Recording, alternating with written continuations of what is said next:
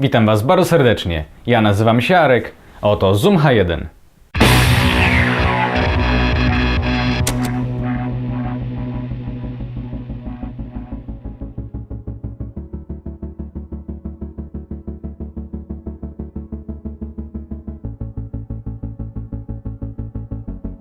Zoom H1 jest jednym z tańszych przenośnych rekorderów audio. Za cenę ponad 400 zł oferuje nie najgorszą jakość dźwięku i kilka ciekawych rozwiązań ułatwiających z nim pracę. Używany jest głównie przez muzyków i filmowców, chcących niewielkim kosztem polepszyć jakość audio i którym zależy również na mobilności. W swym głównym założeniu Zoom jest mikrofonem stereo i rekorderem, czyli jednocześnie nagrywa i zapisuje zbierany przez siebie dźwięk.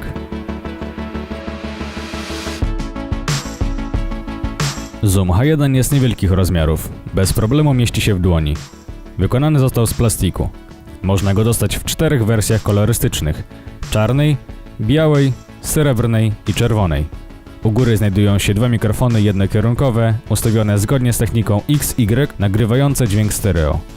Chroni je plastikowa osłonka, która służy również za podpórkę dla deadcatów bądź piankowych popfiltrów, jednocześnie osłaniającą mikrofony. Tuż pod nimi znajduje się mała dioda informująca o nagrywaniu i ewentualnym przesterowaniu dźwięku. Poniżej znajduje się podświetlany wyświetlacz informujący o m.in. poziomie baterii, jakości i czasie nagrywania oraz poziomie głośności. Po środku znajduje się przycisk włączający bądź wyłączający nagrywanie, pełniący również funkcję potwierdzenia. Z boku po lewej stronie znajduje się wyjście linii i odpowiadające mu przyciski głośności. Poniżej wkładamy kartę microSD o maksymalnej pojemności 32 GB. Przy zakupie otrzymujemy kartę 2 GB. Po drugiej stronie znajduje się wejście linii oraz odpowiadające mu przyciski głośności. Niżej są przyciski do odtwarzania i kasowania nagrań, włącznik i wyłącznik rekordera oraz wyjście USB. Pozycja Hold dezaktywuje przyciski rekordera, co jest przydatne, gdy chcemy go trzymać np. w kieszeni. U dołu mieści się mały głośnik. Z tyłu są jeszcze 3 przełączniki. Pierwszy odcina niskie częstotliwości, co pomaga w obniżeniu poziomu szumów takich jak np. hałas ulicy. Drugi to przełącznik między automatycznym a manualnym ustawieniem czułości. Z reguły lepiej ustawiać czułość ręcznie, by uniknąć niepotrzebnych skoków głośności. Trzeci przełącza między formatem MP3 a WAV. Pierwszy nagrywa skompresowany dźwięk w niższej jakości, dzięki czemu pozwala na wydłużenie czasu nagrywania. Drugi nagrywa nieskompresowane audio i oferuje lepszą jakość, a co za tym idzie, pożera więcej pamięci. Niżej mieści się gwint 1/4 cala do zamocowania zooma na np. statyw kamerowy, bądź po zastosowaniu przyjściówki można go piąć do statywów mikrofonowych na gwint 3/8 cala. Pod klapą jest miejsce na baterię AA. Istnieje też możliwość używania zasilacza USB.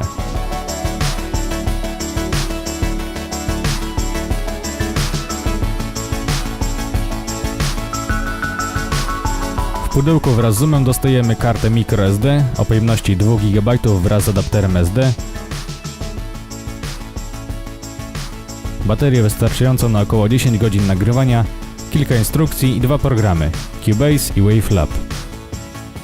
Wyjście linii pozwala na podłączenie słuchawek służących jako odsłuch, co jest bardzo przydatne i w przypadku pracy z audio wręcz konieczne. Tego wyjścia można użyć do podłączenia do kamery bądź komputera i nagrywać bezpośrednio na nie. Dzięki wejściu linii możemy podłączyć do zooma mikrofon, np. taki mały krawatowy. Fabryczne mikrofony się wtedy wyłączają i zoom pełni tylko rolę przedwzmacniacza i rekordera audio. Może pełnić też tylko rolę przedwzmacniacza, podłączając go dalej do komputera bądź kamery. Wejście USB również pozwala na nagrywanie. Wystarczy podłączyć go do komputera i w momencie wyświetlania się na ekranie napisu audio kliknąć przycisk potwierdzenia. Zoom H1 dzięki niezablokowanej karcie może służyć jako dysk USB.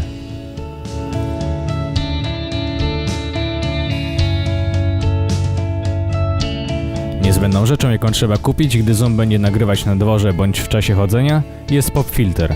Mikrofon zbiera wszelkie podmuchy wiatru w czasie mówienia bądź obracania się, co nie jest pożądane w nagraniach.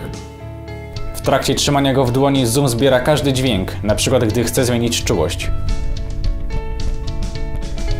Głośnik wbudowany w zooma jest dość słabej jakości i sam praktycznie go nie używam, preferując odsłuchiwanie nagrań na słuchawkach. Do odsłuchu polecam zakupić słuchawki zamknięte. Nie będą one dopuszczać dźwięku z otoczenia, a tylko to, co zbiera zoom.